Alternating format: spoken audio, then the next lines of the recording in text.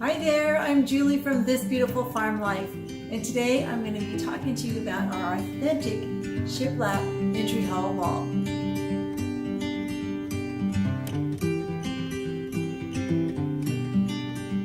Installing this authentic entry hall wall and removing an ill-placed closet in our entry hall has opened our entry hall up to be bright and beautiful from a dark and dreary space. This is a project that has been on my mind for a long time, like years, and it seemed like a simple task to just take out an ill-placed closet that was right here in front of me between our front door, our living room, and our dining room. And we thought we would just take this closet out years ago and open up this big space, but there was a problem. This entry hall closet was our forced air return for our furnace.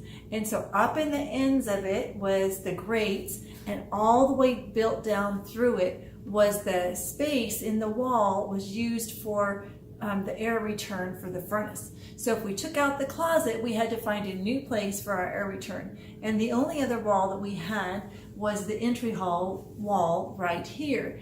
And so we thought on this for a long time and didn't know how to solve the problem because the only wall that was there was just a regular 2x4 wall with a plate in the bottom, and we couldn't get enough air through it for our forced air return. So after thinking about it for a long time, we finally figured out a solution to our problem, and that was to build a faux wall. So this wall that you see behind me is not the actual entry hall wall that was there. We built a new wall right out in front of it, about 9 inches out, so that we could have just enough space behind it to cut open the floor, put the vents up in the wall, and use that space as our air return. And then we just had to duct it back in underneath the house to our furnace. So that's what we did. This wall is a completely new wall that you see, and because it was new construction, we had to put up a 2x4 wall and start all over. We had wanted to do shiplap on it, and now we've already done some faux shiplap in our bathroom with the plywood strips like everybody's kind of doing right now. And that was what our original thought was, is we would just use the faux shiplap. But because we had to put sheetrock up as well, the cost of the sheetrock and the plywood that we were making into the faux shiplap was almost the same cost as this beautiful shiplap that we found at the big box lumber yard. So we did some pricing, and this faux shiplap was only $30 more to put this up than to put up sheetrock and the thin plywood. So this shiplap is 3/4 of an inch thick, and you can see that it has a notch on this side and a notch on the bottom on one side and the top on the other, so that when you place your boards together, they lay like this, and it makes this beautiful, if I can get the angle right, this beautiful little groove, V-notch, right between the two pieces that you can see really clearly here, and then on the wall behind me you can see that V-notch. So because this was 3/4 of an inch thick, we didn't have to have the sheetrock on the wall, and so we just put this directly on our wall and built our new wall. So when we did it, these are pine. They came from the Lowe's hardware, and they come in 8-foot wide by 12-foot long boards, and they were pretty knotty, and so you could see the knots quite well. So we decided to go ahead and prime them with 2 coats of Kills primer that we did try to have tinted to our wall color, but they didn't tint very well. So we just went ahead and did 2 coats of the Kills because it was cheaper, and then that's what you see here. And then we went ahead and installed it on the wall. So the way we did this is that we started at the top where the 2 furnace grate holes were, and we wanted it to come out right around those, and since that shows much more than down at the floor, we decided to start up there. So we installed it this way with the groove on the bottom, and then we would just put the next piece on it like this, overlapping as we went.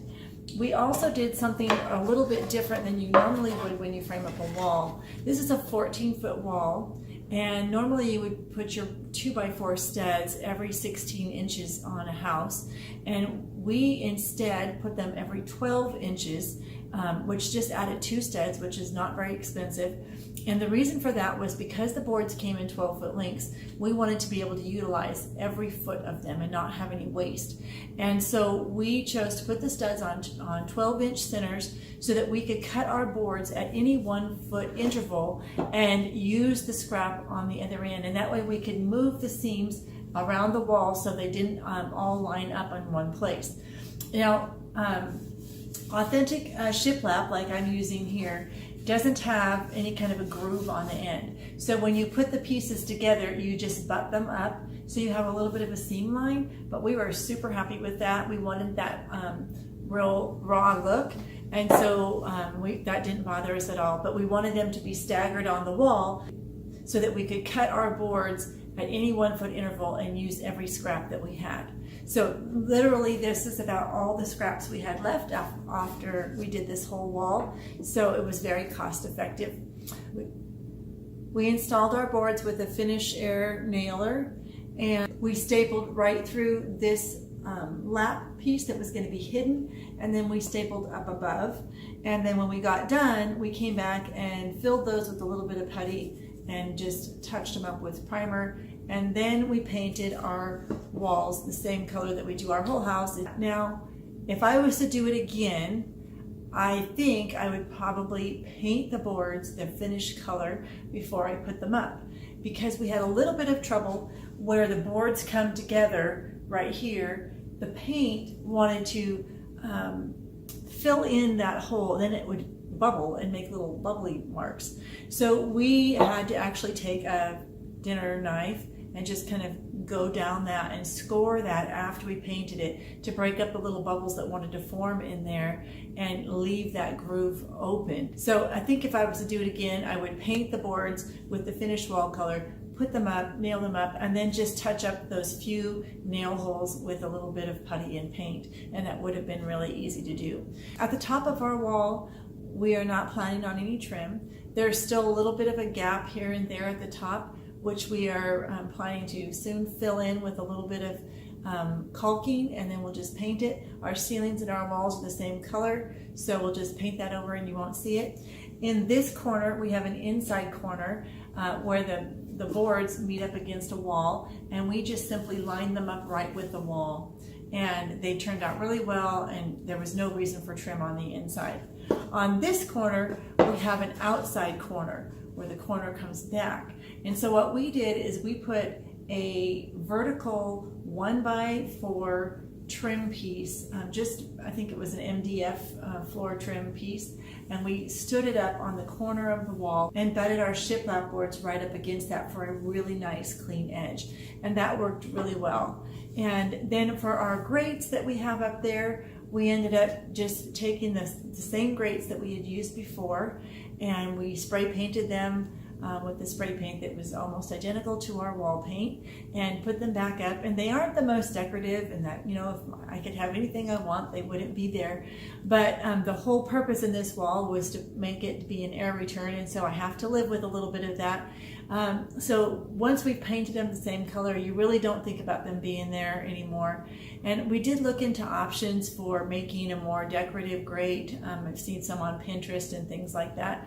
But what we found out was most of them do not have large enough holes, and it slowed down the air return so much that we would have had to have much larger grates than we have using these conventional ones that you find in every house. So we opted just to paint them the same color as the wall so they would disappear, and hope that all the cute things that we have on our wall would distract you from noticing them. So all in all, we just love our wall, and it was a really quick project. Again, the cost of the sheetrock and the plywood faux shiplap was only about $30 less than the actual cost of just installing the authentic shiplap. So we're really pleased, and it's really nice to have our closet out of here and just open up this area for our family. We have a large family, and this has made our home really enjoyable and bright and beautiful. So I hope this encourages you to look into using real shiplap next time you want to do a wall. Thanks for joining me in the farmhouse today. If you enjoyed this video, please Please hit that subscribe button so you can get all of my videos and blog posts in your inbox. And then you can come back and join me again here in the farmhouse for fresh, nourishing food, wholesome living, and simple farmhouse beauty. Thanks again for joining me.